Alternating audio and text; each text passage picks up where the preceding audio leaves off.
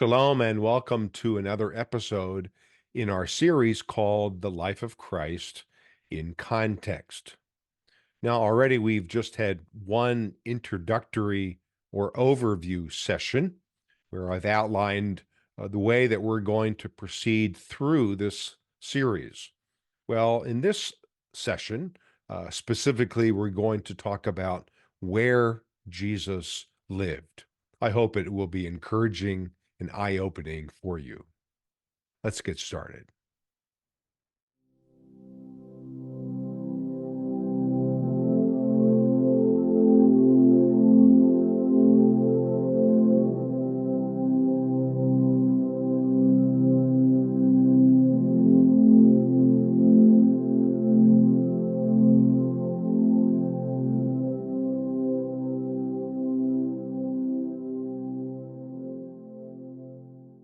Well, as we get started with this next session, let's review of what we talked about previously as it relates to an overview of this series.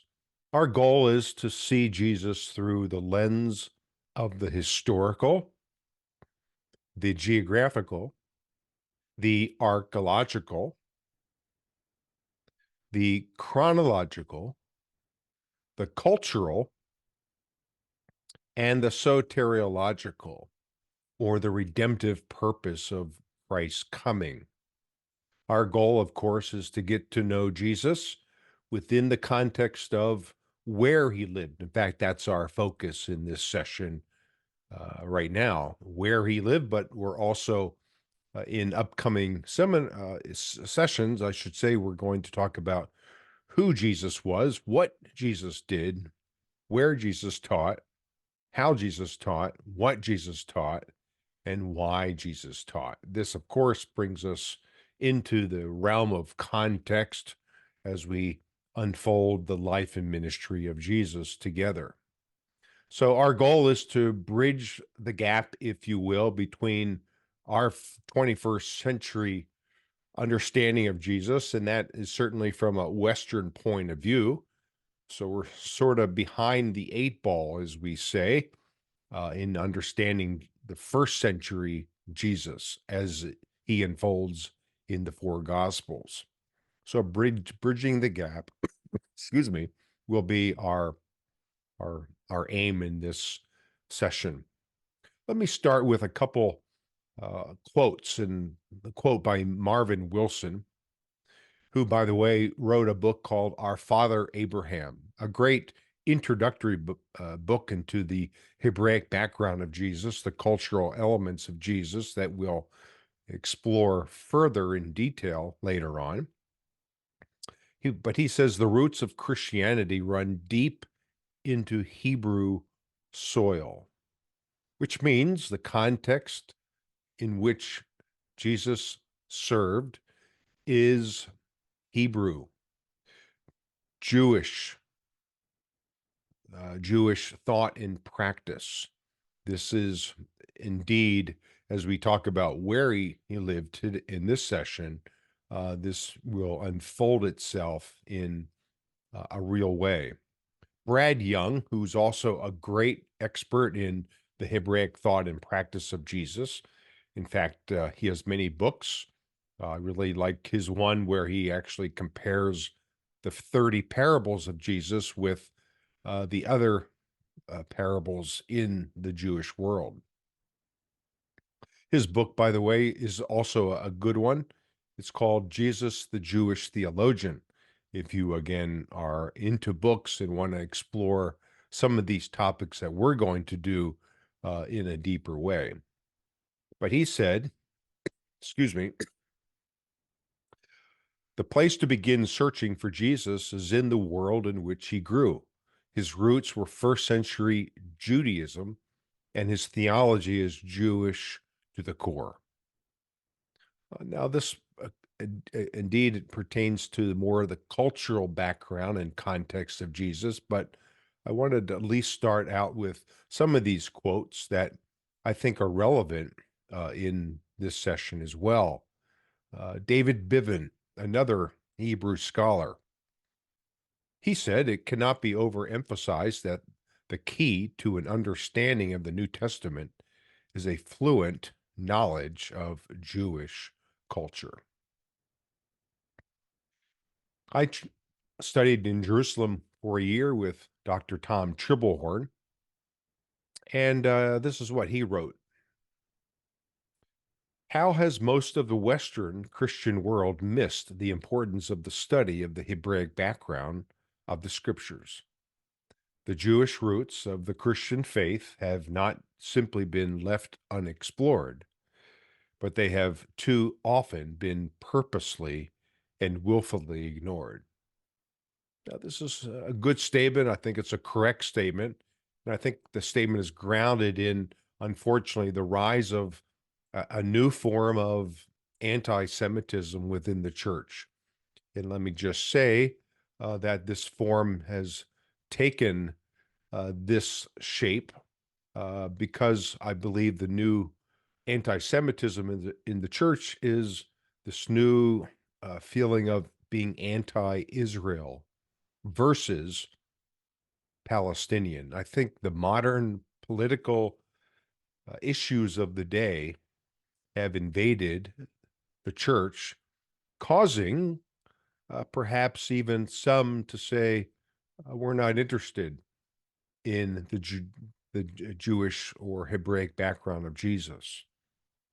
So perhaps Tom is right. I think he is when he says the church has too often been purposely and willfully ignoring the context of Jesus' Jewish heritage.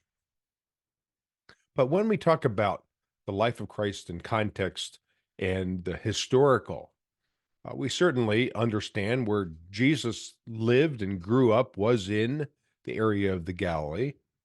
He served in Judea as well. But Paul says, just at the right time, God sent his son. I often joke, like, what good can come out of Galatians? Well, this is really my favorite Christmas verse. And, excuse me, and it is important because of the world in which Jesus was born, a very Romanized world ever since Pompey or Pompey, depending on how you pronounce his name, when he comes to this region in 63 BC. This was, again, just a few decades before Jesus is born in either 4 or 5 BC, but the area was well Romanized now, and this meant that the Jewish audience that would eventually listen to Jesus teach about the kingdom, they were all about overthrowing the Romans. In fact, their theology anticipated a Messiah-like figure to come and deal with the Roman bondage or the oppression. So that was, again, something to consider in regard to what kind of Messiah were people looking for. Of course, God sent his son to be a spiritually oriented Messiah. So in the world where Egypt was still very active, and the areas of what is today Jordan and Syria and Lebanon, as we take a look at modern Israel here in the middle of this area, surrounded by these Arab countries. And yet, back in the days of Jesus, all of this was Romanized, and Jesus was born just at the right time for a redemptive purpose. So there is Jerusalem, where Jesus, of course, would ultimately, as the spiritually oriented Messiah, offer his life on the cross and be raised 3 days later. But where Jesus lived, the focus of this session, is in Nazareth. Now, of course, we know that he grew up in this city. In fact, John 1 reminds us of what Nathanael asked, what good can come out of Nazareth? I'm glad that Philip, in this context, speaks up there in John 1 and says, "Come and see." One of my favorite phrases, a short three-word phrase that Philip states to set the record straight, if you will. Come and see. And what he meant is come and see what Jesus has already done and how he was already known in the Jewish world of the lower and the upper Galilee. Sepphoris actually was the main Jewish city, just about 4 or so miles as a crow flies from Nazareth, just on the other side of the Nazareth Ridge, which technically begins the lower Galilee, was this city called Sepphoris or Sappori. In Hebrew, it means bird.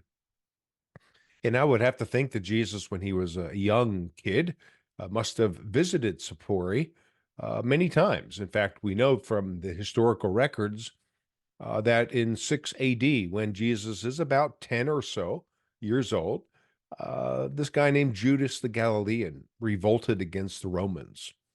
And Jesus would have been a part of this.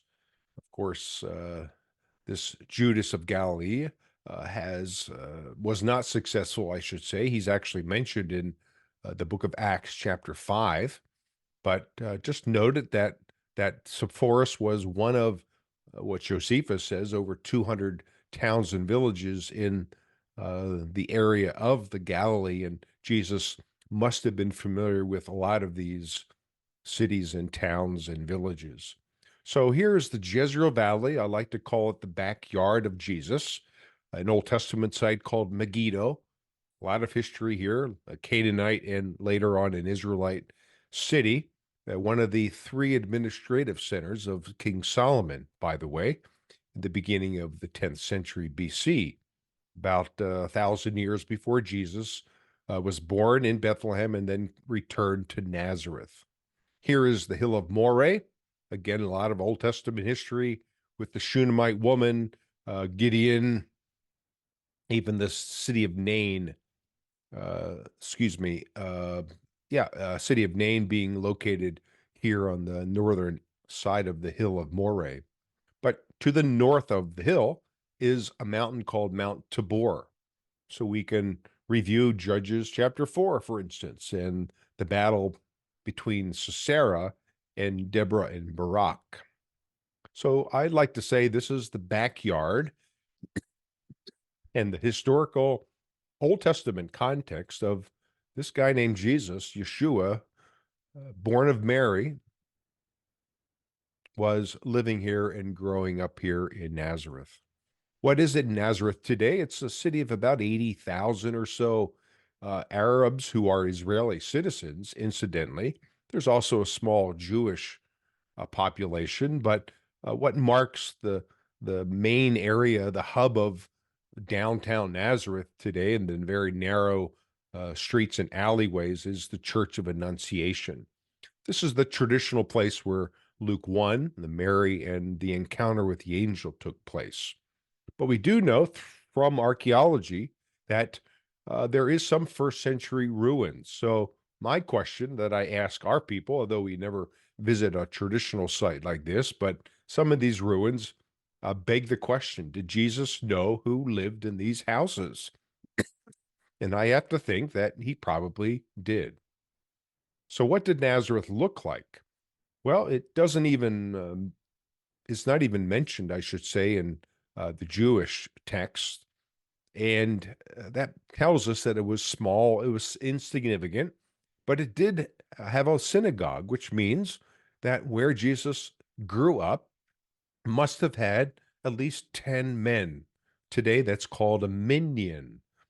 And in order for a town to have a synagogue, there had to be at least 10 families. So maybe Nazareth looked like this in the days of Jesus, complete with a wine press, and I guess not illustrated in this relief or this image is the synagogue. Maybe this is the synagogue. Most likely it was a small one, but eventually in future sessions we'll return to what was actually taking place there in the synagogue. We can read that in Luke 4. But Jesus also spent time in Jerusalem. Now, he didn't live here, but he did visit at least 6 or 7 times, depending on what festival is alluded to in John chapter 5. But here from the south, looking from the Pool of Siloam up over the city of David, which was enclosed within New Testament Jerusalem, a whole upper hill, we call this the Western Hill, and of course, north of the city of David, the temple itself. Herod built this temple beginning in 20 BC. But this is the context where Jesus does go to Jerusalem several times during the course of his ministry.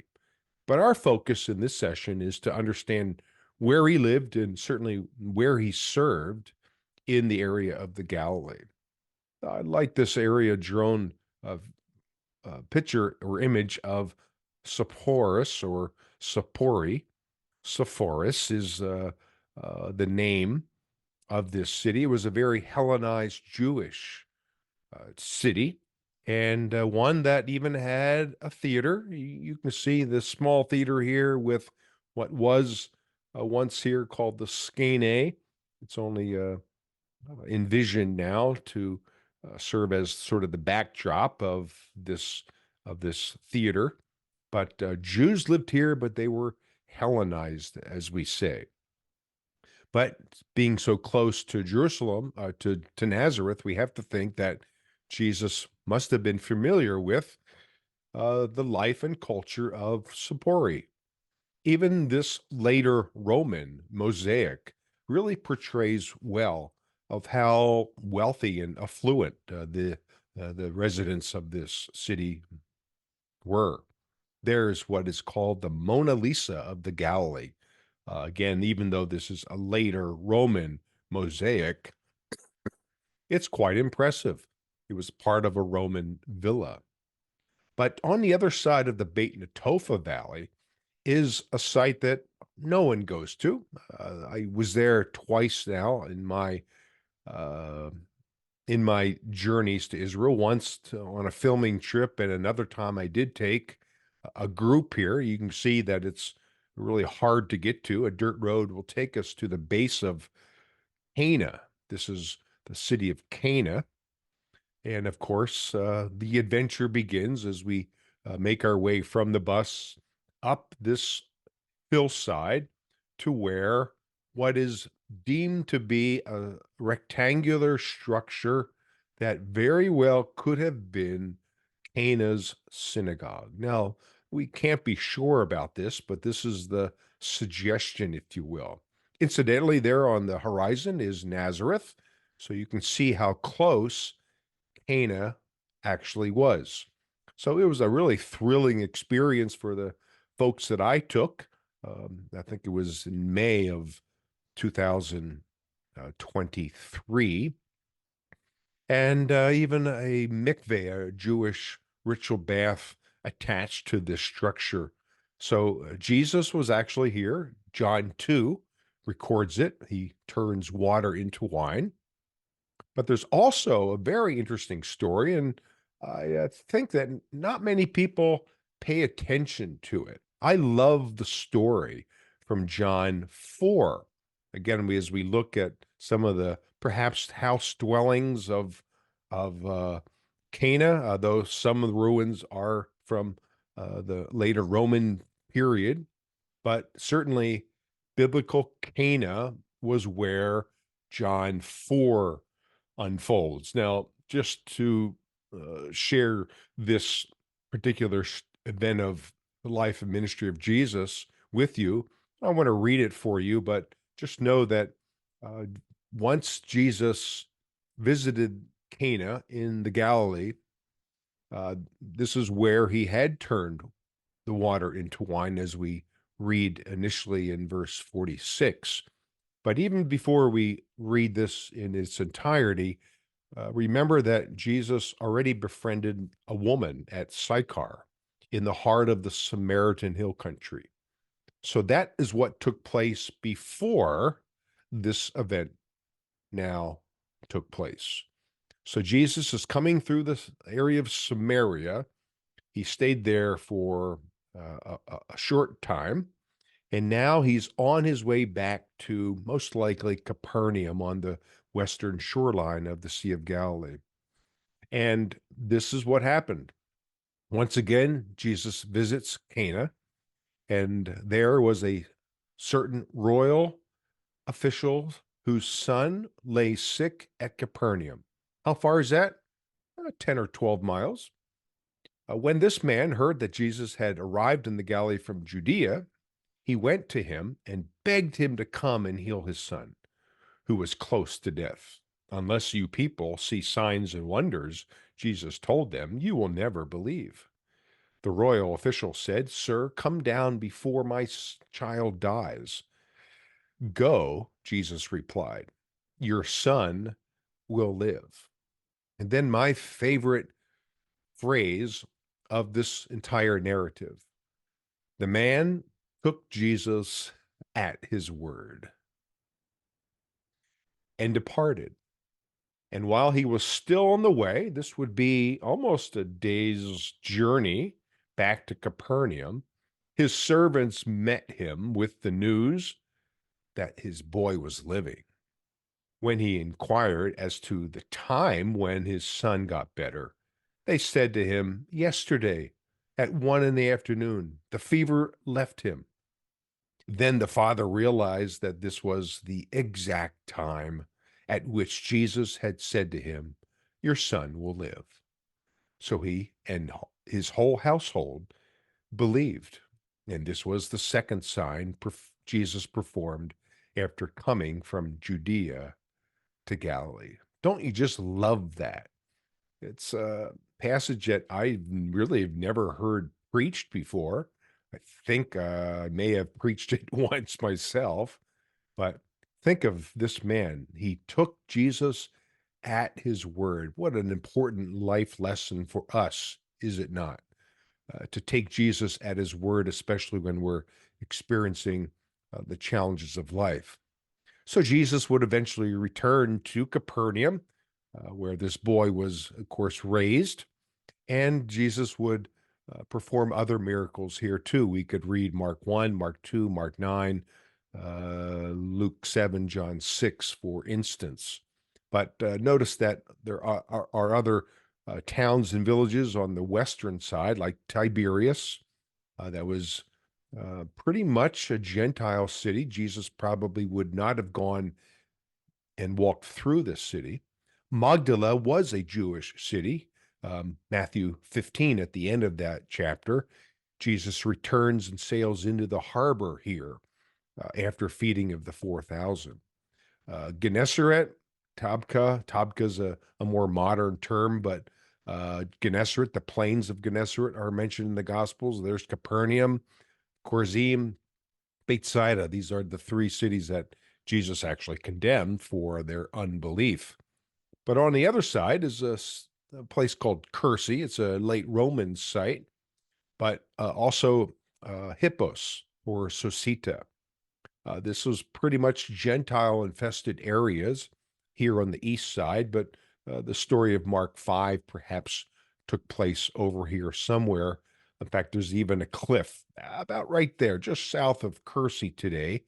That's the traditional location for Mark 5, but I think the event happened here. But what I want us to understand that Jesus lived in the area of Capernaum, most likely his home base, but yet had influences in these other towns and villages.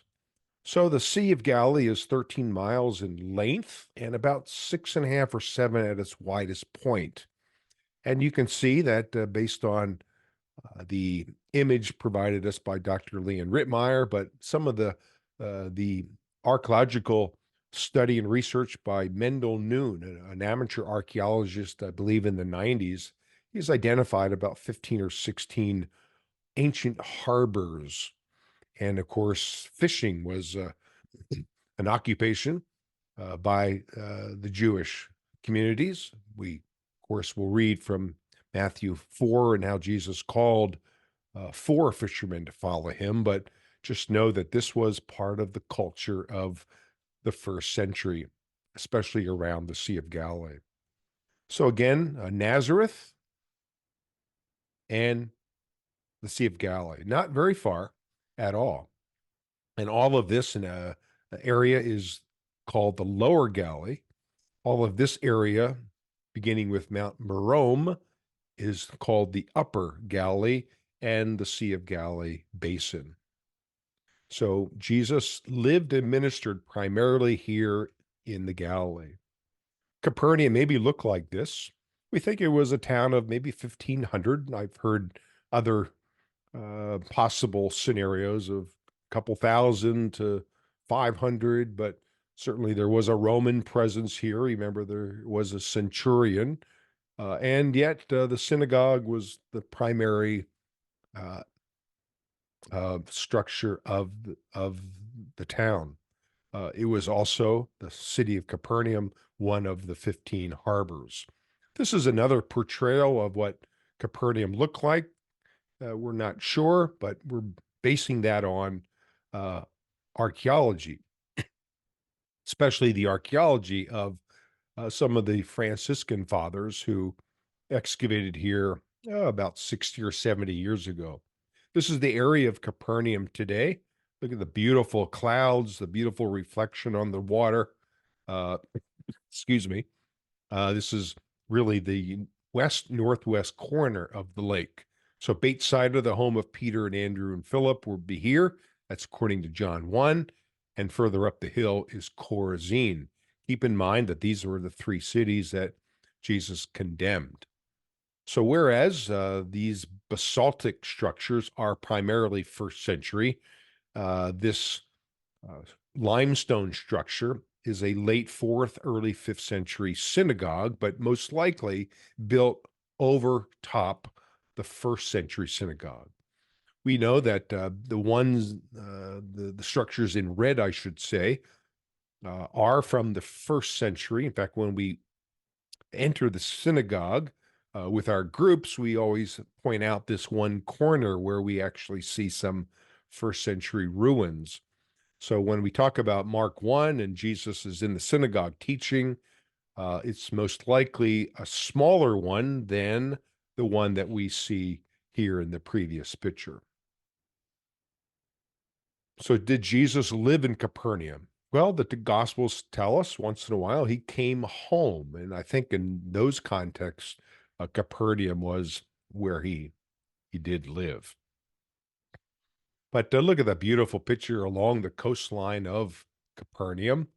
And remember, it was along the Sea of Galilee, the shoreline where Jesus calls his disciples. But we're looking south. You can already see the Arbel Cliffs and the Valley of the Doves used by Jesus oftentimes in going from Capernaum back to Nazareth, about 10 or 12 miles away. We'll stand at some point on top of this mountain, Arbel. We'll also go to Jerusalem for a visit or two to talk about all the archaeology that connects us to Jesus there. But before we conclude this session, let's remind ourselves of how Jesus called his first disciples. As Jesus was walking beside the Sea of Galilee, you can almost picture it happening here. He saw two brothers, Simon called Peter and his brother Andrew, and they were casting a net into the lake, for they were fishermen. Come follow me, Jesus said, and I will send you out to fish for people. At once they left their nets and followed him. Going on from there, he saw two other brothers, James the son of Zebedee and his brother John. They were in a boat with their father Zebedee, preparing their nets. Jesus called them, and immediately they left the boat and their father and followed him. So, where Jesus lived is sort of the focus of this session, but we have to pause to appreciate how Jesus called his disciples. In fact, every teaching rabbi who was deemed with smikah or authority called his own followers. They were called Talmidim.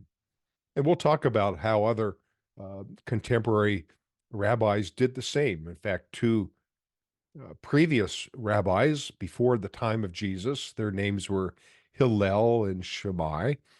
They had called their own Talmudim or followers. One had 120, I believe, and the other 30. And of course, Jesus initially calls 12 disciples, and Jesus was preparing them for the kingdom ministry that he would unfold before their very eyes. So this brings us to a conclusion of this session. Most of these sessions are going to be this length approximately, although there may be a few that are longer, especially when we have guests with us. But where Jesus lived, he certainly lived in the Galilee. He served people there, and he was all about teaching the kingdom. So this wraps this session up. Thanks for joining us, and I hope that you're able to join us for our next session in this series, The Life of Christ in Context. Until next time, Shalom.